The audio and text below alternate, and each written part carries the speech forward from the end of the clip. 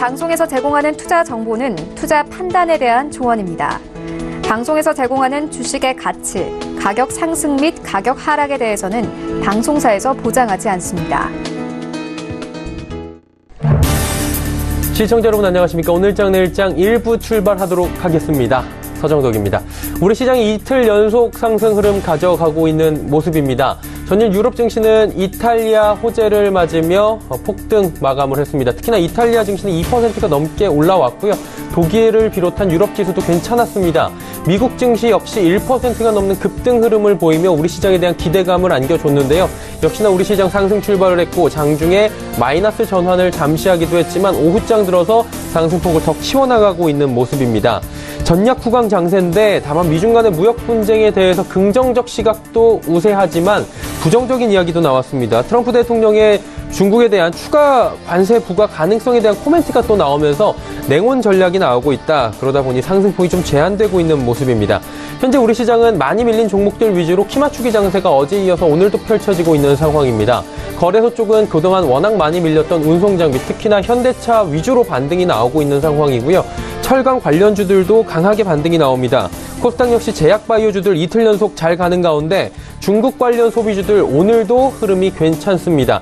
현재 우리 시장은 모건 스탠리 투자 의견 상향 의견이 나오는 등 긍정적인 코멘트들도 많이 나오고 있는 상황이어서 낙관적인 시선도 굉장히 많습니다. 하지만 이번 주에 큰 이벤트들이 즐비합니다. 대변수가 취약한 우리나라는 G20회의 파월 의장의 발언 향배 그리고 한은의 금리 인상까지 지켜봐야 할 부분이 또 한두 가지가 아닐 텐데 이런 이슈들에 대해서 하나하나 체크해 보도록 하겠습니다. 헤드라인 뉴스부터 출발합니다. 기업들의 12월 경기 전망이 22개월 만에 최저 수준으로 떨어졌습니다. 한국경제연구원은 매출액 기준 600대 기업을 대상으로 기업 경기 실사지수 BSI를 조사한 결과 12월 전망치는 88.7포인트를 기록했다고 밝혔는데 이는 탄핵 정국이었던 2017년 2월 이후 22개월 만에 가장 낮은 수치입니다. 도널드 트럼프 미국 대통령은 아르헨티나에서 곧 열리는 주요 20개국 정상회의에서 시진핑 중국 국가주석과의 무역 합의가 가능할 것이라고 밝혔습니다. 그러면서도 합의에 이르지 못한다면 예고한 대로 내년 1월부터 중국산 수입품 2천억 달러어치에 대한 관세율을 10%에서 25%로 올리고 나머지 2,670억 달러어치에 대해 추가 관세를 부과할 것이라며 중국을 압박했습니다. 롯데그룹이 금융업 철수를 공식화하며 롯데카드와 롯데손해보험 매각에 속도를 냅니다. 롯데 지주는 보도 자료를 내고 지주회사가 금융계열사를 소유할 수 없다는 금산분리 원칙에 따라 대응책을 고심한 끝에 두 회사를 외부에 매각하는 방안을 검토키로 했다고 밝혔습니다. 롯데그룹은 지난해 10월 지주사 체제로 전환했는데 공정거래법상 지주회사는 전환 2년 안에 금융 관련 회사 주식을 모두 매각해야 합니다. 삼성바이오로직스가 글로벌 거래소 기업 공개 IPO 제안설에 대해 사실 무근이라고 해명했습니다. 전일 삼성바이오로직스는 글로벌 증권 거래소로부터 해외 거래소 이전 상장을 제안받았다는 소식이 전해진 바 있고 업계에서는 홍콩 거래소와 미국 나스닥 이전 상장 가능성을 검토하는 것이 유리하다는 분석과 함께 이전 상장설이 제기된 바 있었습니다. 이에 대해 삼성바이오로직스 관계자는 IB 업계에서 떠도는 낭설일 뿐이라며 해외 거래소로부터 이전 상장을 제안받은 적은 없다고 반박했습니다. 국내 증시 흐름 바로 살펴봅니다. 코스피부터 만나보도록 하죠. 2100포인트 턱 밑까지 올라왔습니다. 2099.96포인트, 16.94포인트 올라오면서 코스피가 오랜만에 2100포인트 터치를 눈앞에 두고 있는 상황인데 자, 하루간의 흐름들 정리해 보도록 하겠습니다. 장중에 2100포인트 이미 터치를 했습니다. 2080포인트 저점부터 꾸준하게 2100포인트대까지 위아래로 20포인트가 넘게 지금 상승 흐름을 가져가고 있는 상황인데 수급 주체의 변동 상황이 있는지 확인을 해보도록 하죠. 수급 보시면 외국인이 오랜만에 986억 원 매수합니다. 어제는 장중에 매수하던 외국인이 결국에 거래소 시장에서는 매도로 전환을 한 바가 있는데 오늘은 2시가 넘은 시각임에도 불구하고 여전히 외국인 매수 강합니다. 기관이 소폭 매수 151억 원 매수하고 있는 상황이고요. 개인이 1113억 원 팝니다. 개인 같은 경우는 지난주 하락장에서 지속적으로 매수한 바 있고요. 어제 오늘 이틀 연속 개인은 팔고 기관 외국인은 사는 모습 상반된 행보를 역시나 보여주고 있는 상황입니다. 다음 살펴보도록 하죠. 삼성전자 올라가는 가운데 SK하이닉스는 빠집니다. 전기전자업종은 지금 종목별 장세 가고 있는데 셀트리온 조정이 나옵니다. 셀트리온 어제 워낙 많이 올랐습니다. 하지만 LG화학 그동안 많이 빠졌는데 이 거래일 연속으로 지금 올라오고 있고요. 다음 살펴보도록 하죠. SK텔레콤 지금 장중에 상승 전환을 했습니다. 말씀드렸다시피 현대차의 상승 흐름이 무섭습니다. 92,000원대까지 저점 찍은 뒤에 지금 4거래일 연속으로 상승 흐름 나오고 있는 상황인데 6.2% 올라오면서 다시 10만원 터치합니다. 포스코 역시 상승 흐름 가져가고요. 네이버도 어제 급등 이후에 오늘까지 올라오면서 네이버도 4거래일 연속으로 상승 나오면서 10만원 초반대부터 12만 6,500원대까지 단숨에 다시 회복하는 모습 확인이 됩니다. 다음 살펴보도록 하죠. 11위부터 15위 종목들입니다. 전체적으로 빨간불이 훨씬 더 많이 보이는 가운데 KB금융 올라가고요. 신한지주는 빠집니다. 하지만 신한지주의 내림폭이 적고요. 삼성물산도 역시나 9만원대 저점 찍은 이후에 지속적인 반등 나오면서 10만 3,500원대까지 올라왔습니다. 한국전력은 대만 탈원전 관련해서 2거래일 연속으로 올라옵니다. 산업부 같은 경우에는 우리나라의 탈원전은 아직까지 계획된 바 없다. 여전히 탈원전을 시행하겠다. 계속해서 이야기가 나오고 있는데 대만의 상황이 개의치 않겠다는 겁니다. 하지만 시장의 기대 심리는 여전히 올라오면서 한국전력을 비롯한 원전 관련주들이 지금 이틀 연속 올라오고 있는 상황이다. 두산중공업도 올라오고 있네요. SK는 27만 1,000원대까지 올라오면서 1,000원 상승합니다. 다음 살펴보도록 하죠. 코스닥 시장 701포인트, 코스닥도 700포인트 터치하면서 5포인트가 넘게 올라옵니다. 하루간의 흐름 정리하도록 하겠습니다. 자, 보시면 장중에 693포인트대부터 701포인트, 코스피, 코스닥, 지수의 흐름, 하루간의 흐름이 양시장 그래프를 통해서 봤을 때 거의 동일하게 움직이고 있습니다. 오후 들어서 장 흐름이 양시장 모두 더 좋아지고 있는 게 확인이 되는데요. 수급 주체 확인해 보도록 하죠. 역시나 기관 외국인의 쌍끌이 매수 나옵니다. 코스닥은 2거래일 연속으로 쌍끌이 매수고요.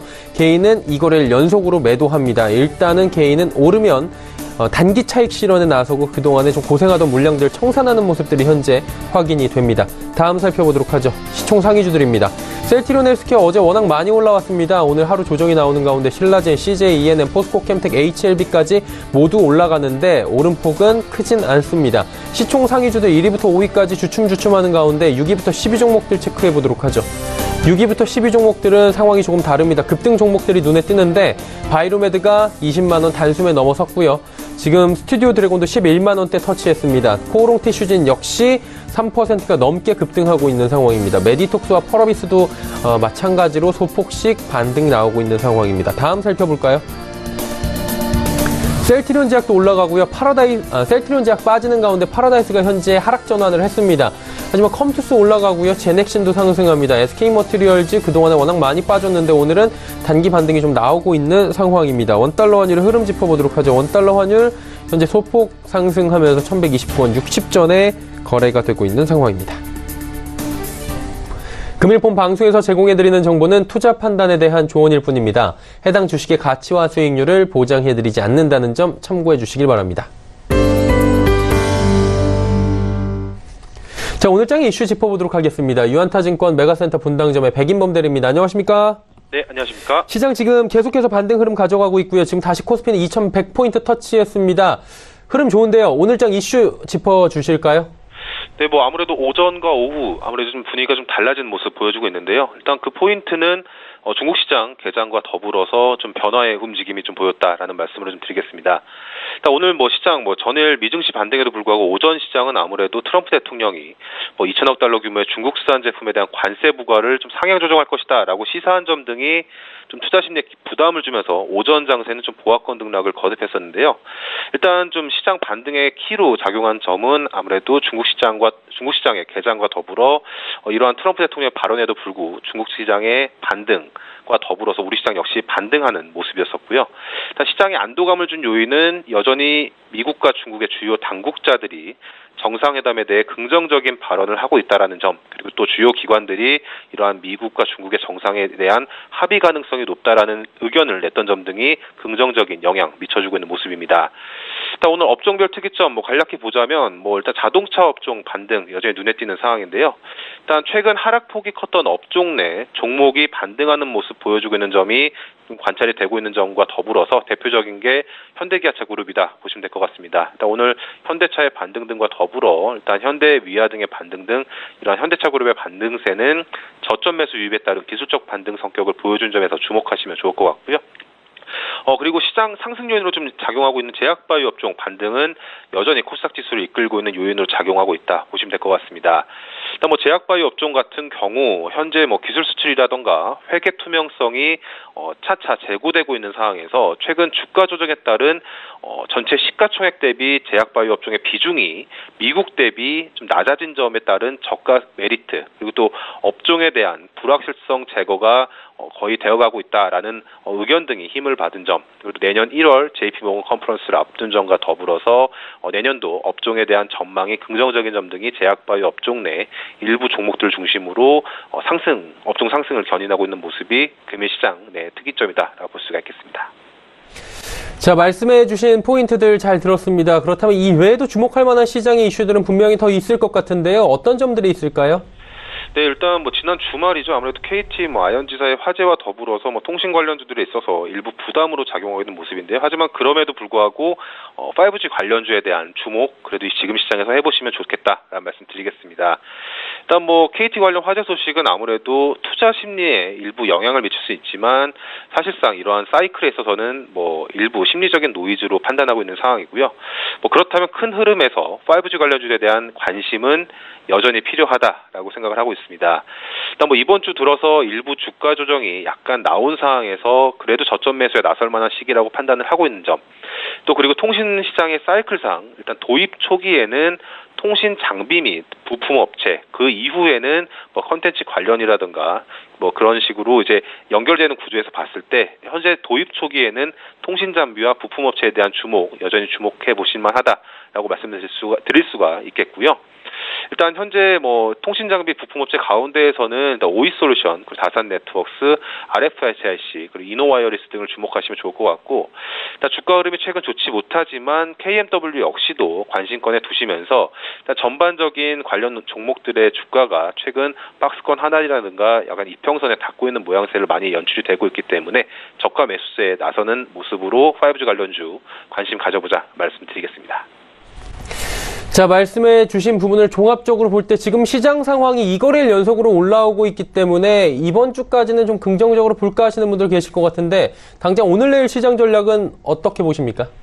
네, 말씀해 주셨다시피 이번 주 오늘 시장이 올라서라기보다는 사실상 모양 자체가 긍정적인 모습을 당분간은 좀 보여줄 수 있을 것으로 보여지고 있기 때문에 일단 그래도 이번 주까지는 긍정적인 흐름이 기대가 된다라는 점에서 좀 흐름상 섣부른 매도보다는 조금 이어나가시는 모습으로 보유 종목들 가져가시는 전략 보시면 좋을 것 같고요. 일단 그 외에는 일단 지주사 관련주에 있어서도 일단 저점 매수에 나서는 전략으로 일단 시장 상승과 더불어서 일단 다른 업종 내 추가적인 반등이 나올 수 있는 여지가 있는 상황에서는 지주사에 대한 관심 간단하게 가져보시면 좋겠습니다. 일단 포인트는 아무래도 지주사들 대부분 박스권 하단 부근에 주가가 위치해 있는 상황입니다. 그렇기 때문에 지주사 내에서도 지주사들에 대한 전반적인 주가 부담은 사실상 가격 부담은 없다라는 점에서 메리트가 있다라고 보여지고 있고요. 지주사들 가운데에서는 SK와 삼성물산 일단 주목하고 있습니다. SK는 포인트는 아무래도 SK 바이오팜이라든가 실트론 등 성장성이 높은 다수의 자회사를 보유하고 있는 점에서 밸류에이션 매력이 여전히 있는 상황이고요. 그리고 최태원 회장이 최근 지주사 지분을 증여한 점 등을 감안했을 때 현재 주가 구간이 저평가할 수 있다라는 구간 가정해볼 수가 있겠고요. 삼성물산 같은 경우는 아무래도 약 28조 원대로 추정되고 있는 보유 지분 가치, 그리고 건설 등의 본업 가치, 또 삼성바이오로직스 노이즈로 주가가 빠진 점은 있지만 어쨌든 극심한 저평가 구간에 있는 점 등은 일단 가격적으로 메리트 있는 종목이지 않을까라고 생각하고 있습니다. 그렇기 때문에 SK와 삼성물산을 위주로 지주사 관련주들에 대한 주목을 내일 시장 전략에 참고해보자는 의견 드리겠습니다. 네, 최근에 흐름이 다시 개선이 되고 있는 지주사들에 대해서 관심을 갖자라고 정리해 주셨습니다. 오늘 말씀은 여기까지 듣겠습니다. 고맙습니다. 네, 감사합니다. 유한타증권 메가센터 분당점의 백인범 대리였고요. 이슈 칼럼 이어집니다.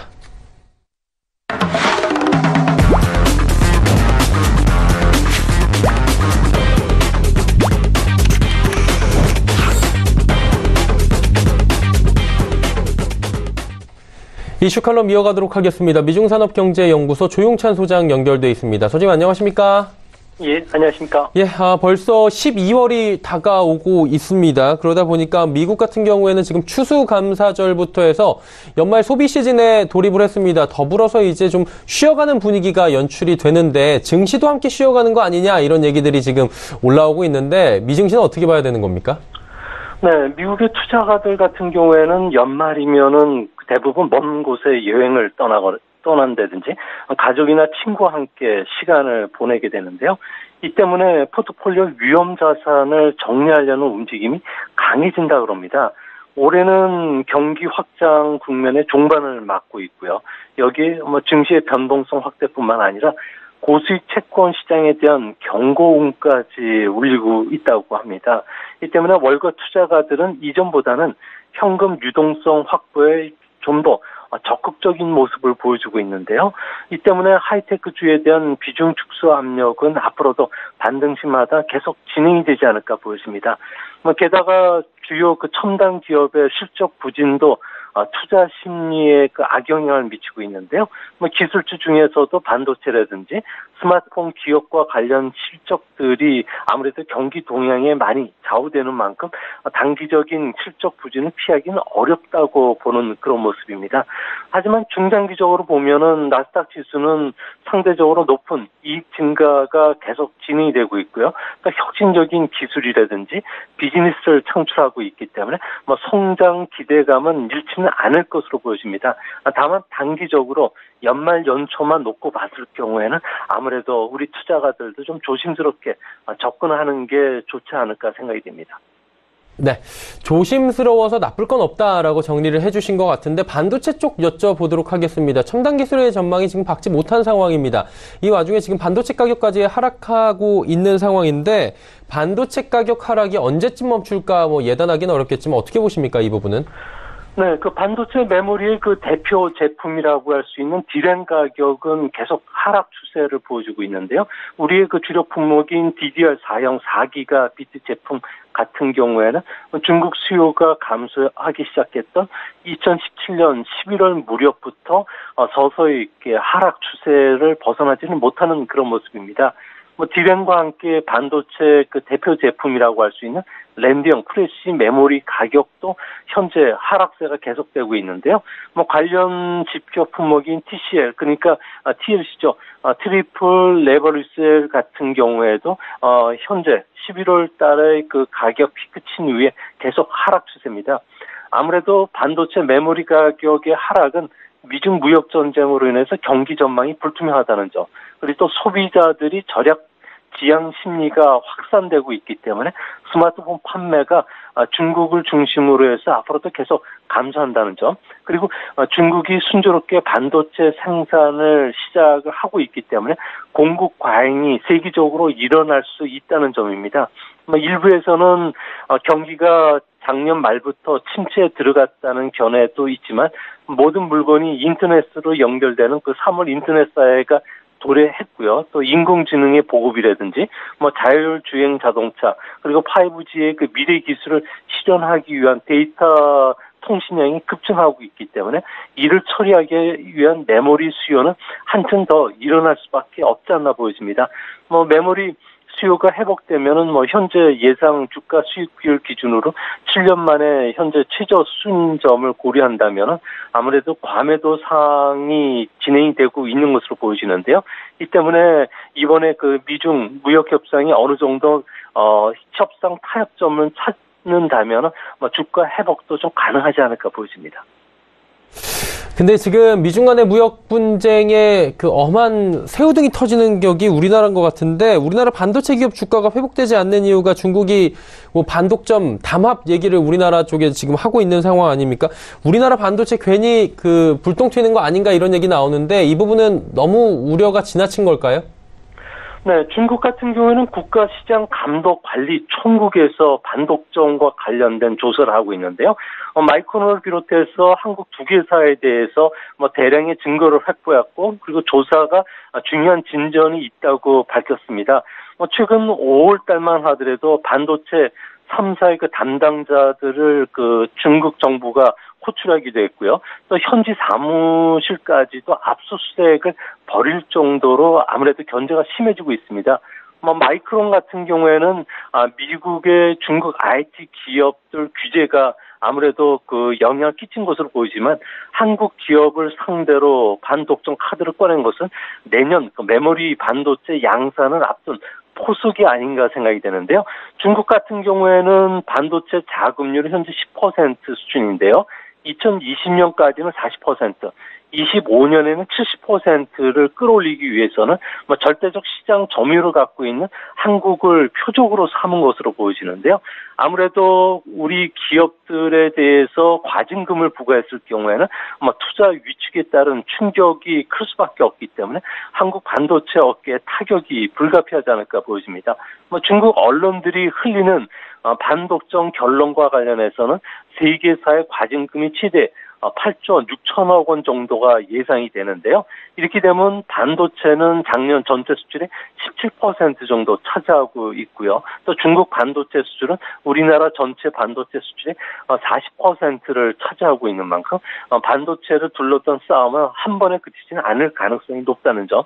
그래서 결론은 우리나라도 미국과 공동으로 중국에 대해서 대응하는 방법도 현명한 그 전략이 되지 않을까 생각이 됩니다.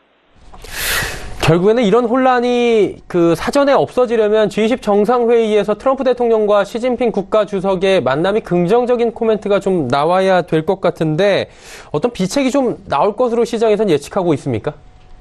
아무래도 트럼프 대통령 같은 경우에는 정책 입지가 어려웠을 경우에는 대외적으로 비책을 들고 나와서 지지자를 결집시키거나 지지율을 끌어올리는데 아주 능숙한 정치인입니다. 이 때문에 중간 선거 이후에 여서야대 국면을 정치적 위기상을 돌파하기 위해서는 아무래도 중국과와 관련된 무역 협상에 중점을 둘 가능성이 큰데요. 이 때문에 미국 같은 경우에는 중국 제조 2025와 관련해서 중국이 한 발 물러선다면은 대신 중국이 두려워하고 있는 시장 개방에 대해서는 어느 선까지 양보하겠다는 이야기를 중국에다가 이야기한 것으로 보여지고요. 또 중국 입장에서는 금융이나 자동차 부분의 시장 개방 그리고 또 구미 수준의 지적재산권 보호를 약속하는 대신 미국도 중국 제조 2025를 폐기보다는 좀 수정해달라. 그리고 미국이 보조금 지급을 좀 눈 감아준다면은 관세 전쟁을 마무리하기 위해서 미국과 적극적으로 무역 협상에 나설 수 있다는 점을 계속 미국의 이야기를 하고 있기 때문에 아무래도 이번 정상회담에서는 가부간에 어떤 결론을 좀 도출하지 않을까 생각이 듭니다. 결국에는 지금 전 세계의 이목은 이번 G20 정상회의라는 타이틀 안에 있는 G2 간의 정상 만남인 것 같은데 결국에는 이게 무역전쟁이 어느 정도 끝냄을 보여줄지 아니면 더 갈등이 확장될지 이 부분에 대해서는 진짜 도안이면 뭐다 이런 얘기까지 나오고 있는 상황인데 어떤 새로운 갈림길에 놓여 있는 상황에서 돌파구는 있다고 보십니까? 네, 해외 언론들 같은 경우에는 대타협을 이룰 가능성은 희박하지만 임시 휴전에 합의할 가능성은 높다고 지금 보고 있는데요. 아무래도 이번 정상회담에서 최상의 협상 결과는 무역 불균형 해소뿐만 아니라 지적재산권, 외자 기업의 기술 강제 이전 문제도 한꺼번에 해결할 수 있는 게 최선의 방법이지만 아무래도 이거는 많은 시간이 걸려야 되기 때문에 무역 갈등을 해소한다든지 새로운 돌파구를 마련하기 전까지는 아무래도 중국에 대한 2천억 달러의 수입 관세율을 10에서 25% 올리는 인상안을 아무래도 유예할 가능성이 있지 않을까 보여집니다. 아마 두 정상 간의 이런 일시적인 휴전만 합의하더라도 주가는 큰 폭으로 반등할 것으로 보여지고요. 또 국제 유가를 비롯해서 반도체 가격도 상승을 할 것으로 보여지지만 아무래도 추세를 돌리기에는 여전히 역부족이지 않을까 보여집니다.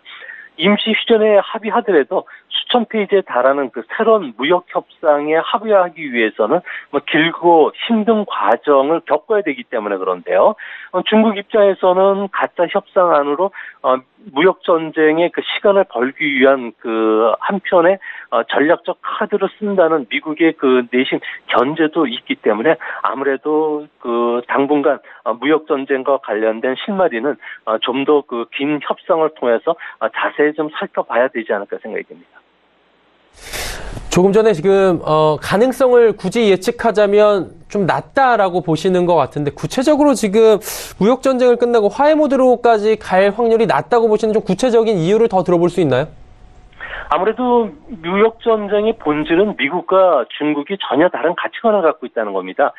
이뿐만 아니라 이질적인 경제 구조를 갖고 있기 때문에 중국이 군사력 팽창을 멈추지 않는다면 미국은 패권에 도전한다고 보고 중국에 대한 견제가 앞으로도 더 강해질 수밖에 없는데요. 미국 입장에서는 현재 특히 DDS의 함정, 그러니까 패권 다툼의 스트레스 구조가 전쟁을 초래시킬 수 있다고 보고 있고요. 중국 입장에서는 현재 미국이 패권 국가가 아니고 패권 공백이기 때문에 미중이 싸우면은 국제 질서가 혼란에 빠뜨려지게 되고 전쟁이 초래된다는 킨들버그의 함정에 빠져 있다고 보고 있는데요. 서로가 보는 시각이 전혀 다르기 때문에 냉전과 관련된 흐름이 좀 더 지속되지 않을까 보여집니다. 중국 같은 경우에는 미국이 요구하고 있는 지적재산권 절취 문제라든지 기울어진 운동장으로 표현되는 유엔화 절하 문제, 그리고 중국 제조 2025 그리고 국영 기업에 대한 보조금 지급 같은 문제들이 여전히 해결되지 않는 상태고요. 또 중국은 그런 사실이 없다고 굳고 부인하고 있기 때문에 알렉산더 대왕이 고르키우스에게 매듭을 단칼에 풀듯이 이런 해법은 찾기가 상당히 좀 어렵다는 점에서 앞으로 미중 간의 갈등은 한편으로 완화됐다가 다시 또 고조되는 이런 상황이 계속 반복될 가능성이 높다는 점에서 주시장에서는 낙관적인 기대보다는 반등시 현금 비중을 높이시는 전략이 바람직하지 않을까 보입니다. 예, 지금 아무래도 좀 어려운 상황이 나올 수밖에 없는 개괄적인 이유에 대해서 설명을 해주셨는데 사실 협상이라는 게 양국가가 조금씩 어느 정도의 양보도 필요한 것이고 이렇게 우리는 평소에 알고 있는데 구체적으로 유연하게 지금 대응하지 못한다라는 시장의 분석이 굉장히 많습니다. 어떤 또 다른 배경이나 이런 것들이 있습니까? 아무래도 미국 입장에서 봤을 경우에는 현재 중국에 대해서 신뢰를 할 수가 없다고 지금 보고 있고요. 또 중국 같은 경우에는 미국의 피해 의식을 상당히 갖고 있는 상황입니다. 특히 미국 같은 경우에는 중국 포위망을 갑작스럽게 조여주고 있는 상황이고요. 또한 학술 교류까지도 중단시킬 정도로 중국 포위망을 풀지를 않는 상황입니다. 또한 미국 입장에서 봤을 경우에 국제 규칙을 무시한 중국에 대한 통상 제재안을 항상 꺼내 들고 있는 상황이기 때문에 중국 입장에서는 신형 대국 관계를 인정하지 않는 트럼프 대통령을 신뢰를 할 수 없는 상황이죠. 이 때문에 현재 중중국 함정에 빠져 있는 중국 입장에서는 서양 기술의 이전을 제동을 거는 트럼프의 정책이라든지 산업 보조금 정책, 시장 보호 정책에 대해서는 아무래도 견제를 할 수밖에 없는 상황이고요. 특히 타키투데스 함정이라고 해서 시진핑에 대한 신뢰가 좀 바닥에 떨어져 있는 상태에서 개인 숭배라든지 종신 집권을 추진하고 있는 상황인데요. 만약 이런 상황에서 미국에 중국이 두 손을 들고 나왔을 경우에는 중국이 정치적으로 내용에 빠져들 가능성이 크기 때문에 중국 입장에서는 말은 그렇지만 실제 두 손을 들고 나올 가능성이 적다는 점입니다. 또한 조금 전에도 말씀드렸듯이 중국은 지금 현재 특히 DDS의 함정에 빠져들고 있기 때문에 언젠가는 미국과 전면전을 치러야 된다는 점에서 미국이 현재 중국을 강하게 견제하는 중국의 꿈이라든지 중국 제조 2025 1대1로와 관련해서는 아무래도 패권 전쟁을 피할 수는 없다고 보고 있기 때문에 앞으로 이런 갈등과 관련된 부분들은 일시적으로 줄이긴 하겠지만 결론에는 언젠가는 미국과 부딪혀야 된다는 측면에서 중국이 계속 양보만은 하지는 않을 것으로 보입니다. 네, 알겠습니다. 오늘 말씀은 여기까지 듣도록 하겠습니다. 고맙습니다. 예, 감사합니다. 미중산업경제연구소 조용찬 소장과 함께했습니다.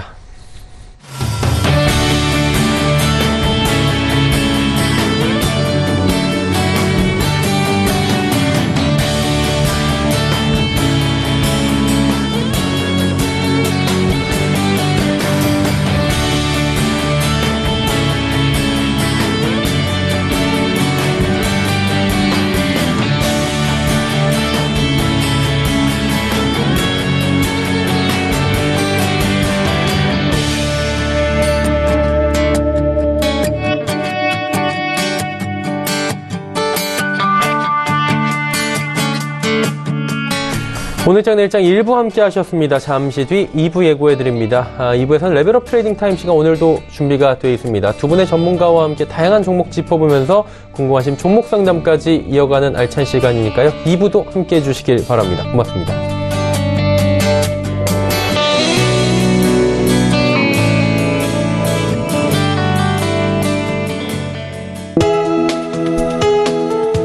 방송에서 제공하는 투자 정보는 투자 판단에 대한 조언입니다. 방송에서 제공하는 주식의 가치, 가격 상승 및 가격 하락에 대해서는 방송사에서 보장하지 않습니다.